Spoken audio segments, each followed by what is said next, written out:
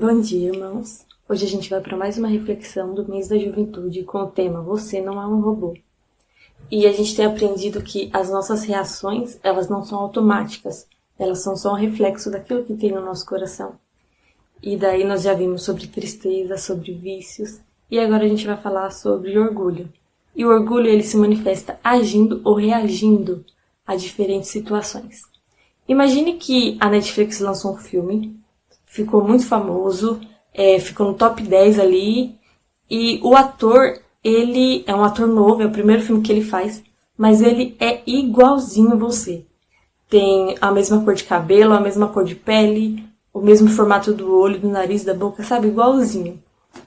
E daí você tá algum dia num lugar público e uma pessoa te confunde com esse ator, e daí todo mundo vai na onda dessa pessoa e começa a tirar foto, querer tirar foto com você. Qual seria a sua reação? Você ia falar que você não é esse ator mesmo, ou você ia querer ter aqueles 5 minutinhos de glória? A Bíblia vai mostrar duas situações diferentes pra gente, onde as pessoas foram confundidas com um Deus. Elas foram literalmente endeusadas. E elas agiram de diferentes situações. Então vamos ver como é que elas agiram. A primeira em Atos 12, o versículo 21 a 23. O capítulo 12 vai falar que esse Herodes matou Tiago, mandou prender Pedro, e Deus soltou Pedro da prisão através de um anjo. E agora ele vai para um lugar oferecer homenagens em honra a César, porque ele governava a Judeia sob o domínio do imperador romano. E daí o capítulo 12, o versículo 21 a 23, fala assim: No dia marcado, Herodes, vestindo seus trajes reais, sentou-se em seu trono e fez um discurso ao povo. Eles começaram a gritar: é a voz de Deus e não de homem. Visto que Herodes não glorificou a Deus, imediatamente um anjo do Senhor o feriu e ele morreu comido por vermes. Esse relato de Lucas, ele é atestado também por um historiador que não era cristão, mas ele falou sobre esse episódio de Herodes. Ele fala que Herodes foi a Cesareia oferecer uma homenagem a César, e no segundo dia Herodes vestiu um traje de prata.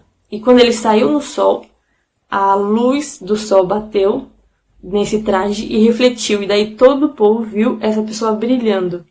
E daí as pessoas falaram o seguinte: se até aqui nós te temíamos como a um homem, todavia daqui em diante concordamos que tu és mais do que mortal em teu ser.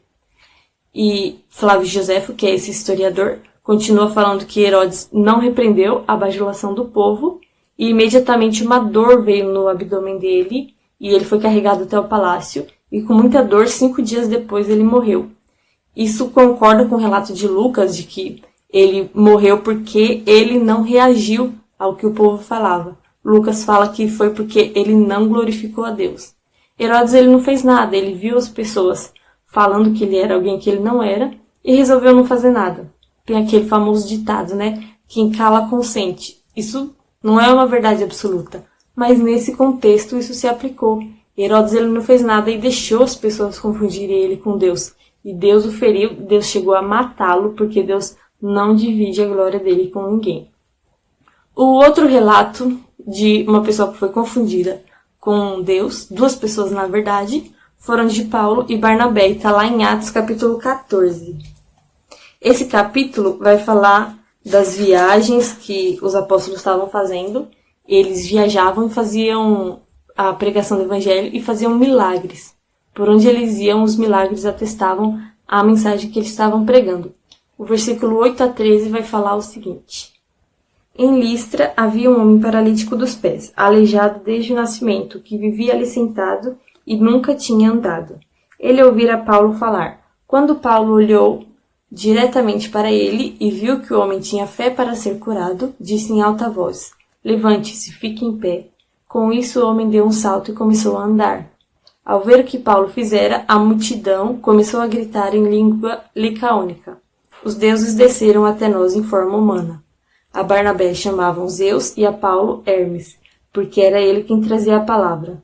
O sacerdote Zeus, cujo templo ficava diante da cidade, trouxe bois e coroas de flores à porta da cidade. porque ele e a multidão queriam oferecer-lhe sacrifício. Existe uma lenda ali na cidade de Listra, a arqueologia confirma isso, que eles acreditavam que os deuses Júpiter e Mercúrio, ou Zeus e Hermes, tinham descido àquela cidade há um tempo atrás. E daí os deuses não foram reconhecidos pela maioria da população, só por um casal de velhinhos.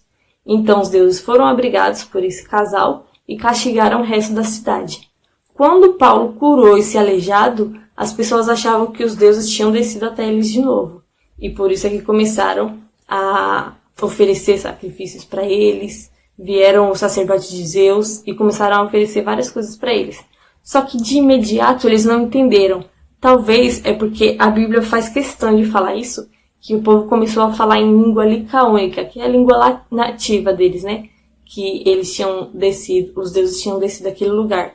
Então as pessoas falavam na língua deles, não no grego, que provavelmente é o que Paulo e Barnabé estavam falando.